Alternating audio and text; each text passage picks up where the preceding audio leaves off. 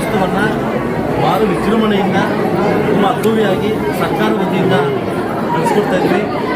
ಅದೇ ಪ್ರಕಾರವಾಗಿ ಒಬ್ಬ ಶಾಸಕನಾಗಿ ಒಂದು ರಥ ಪೂಜೆ ಮಾಡೋ ಮುಖಾಂತರವಾಗಿ, ದೇವಸ್ಥಾನ ಪೂಜೆ ಮಾಡೋ ಮುಖಾಂತರವಾಗಿ ರಥವನ್ನು ಚಾಲನೆ ಕೊಟ್ಟಿದ್ವಿ.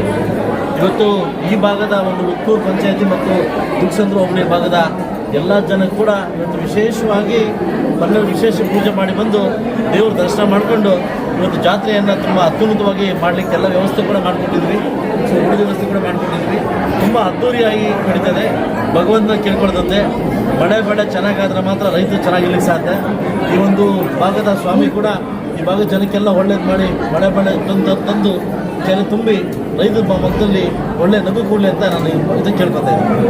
ಐತಿಹಾಸಿಕ ರಾಜಗೋಪುರ ಈಗಾಗಲೇ ಕರೆದು ಮೀಟಿಂಗ್ ಕೂಡ ಮಾಡಿದ್ದೀನಿ.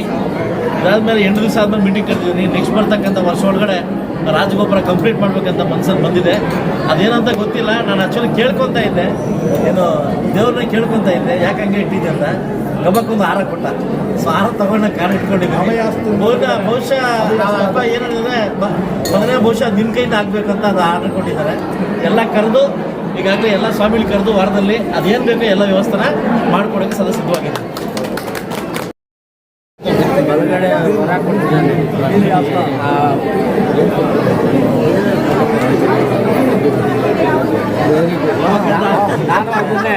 ನಾನು ಅದನ್ನೇ ಕೊಡುಗೆ ಜಾಸ್ತಿ ಇರಬೇಕು ಅಂತ ಹೇಳಿದಾಗಲೇ ವೆಂಕಟರಮಣ ಸ್ವಾಮಿ ಹೇಳಿದೆ. ನಾನು ಪಕ್ಕದಲ್ಲಿ ಕರೆಕ್ಟಾಗಿರೋ ಕೊಡುಗೆ ಎಲ್ಲ ಬೇರೆ ಕೊಡ್ತೀನಿ.